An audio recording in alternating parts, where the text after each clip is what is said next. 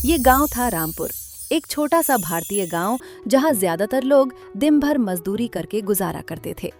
गांव के आखिरी सिरे पर एक टूटा फूटा सा कच्चा घर था। दीवारों में दरारें थीं और छत पुरानी फूस से बनी हुई थी। उसी घर में रामूलाल अपनी पत्नी सीता देवी और 2 बच्चों मोहन और चंकी के साथ रहता था। रामू बहुत गरीब था, मगर दिल का अमीर इंसान।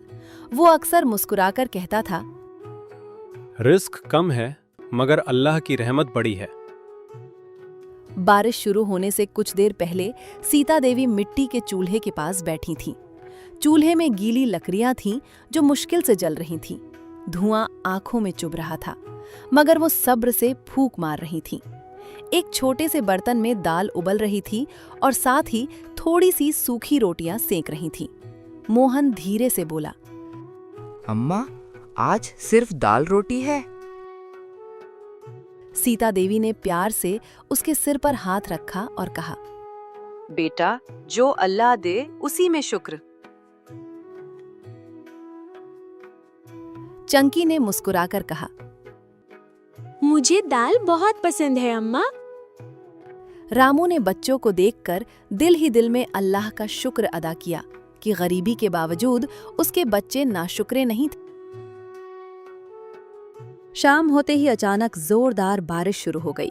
पहले हल्की बूंदें गिरीं, फिर आसमान जैसे टूट पड़ा। छत से पानी टपकने लगा। आंगन में कुछ ही देर में घुटनों तक पानी जमा हो गया। सीता देवी घबराकर बोली, रामू, पानी अंदर आ रहा है। रामू ने फौरन टूटी हुई बाल्टी उठाई और पानी बाहर फेंकने लगा, मगर बारिश इतनी तेज थी कि सब बेकार हो रहा था।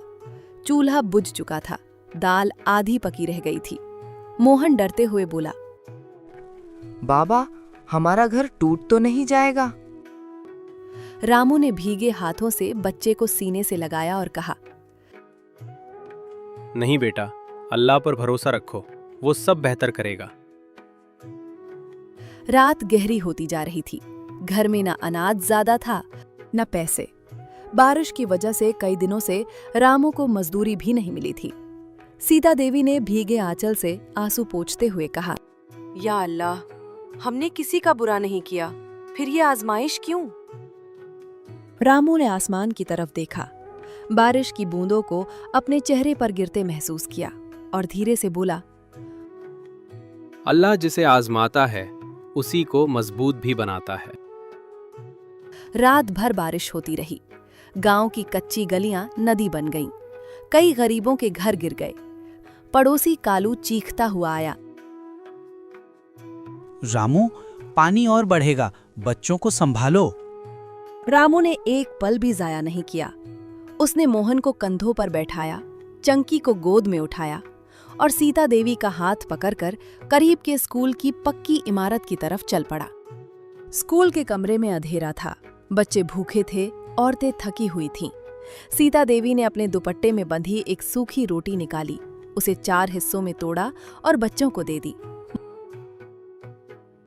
मोहन ने कहा, अम्मा, आप नहीं खाओगी? वो मुस्कुराकर बोली, मैं बाद में खा लूंगी, पहले तुम। रामू ये मंजर देखकर खामोशी से अल्लाह को याद करने लगा। उसी लम्हे एक बुजुर्ग खड़े हुए और बुलंद आवाज में कहा, आओ सब मिलकर अल्लाह को याद करें। सबने एक साथ कहा, या अल्लाह, हमारी हिफाजत फरमा, हमें हौसला दे। वो लम्हा ऐसा था कि गरीब, अमीर, हिंदू, मुसलमान सब एक ही दुआ में जुड़ गए। सुबह बारिश रुक गई, बादल छट गए, सूरज निकला। गांव की हालत देखकर आंखें भर आईं। कीचड़, टूटे घर, बिखरा सामान। रामू का घर आधा टूट चुका था। चूल्हा खराब हो गया था।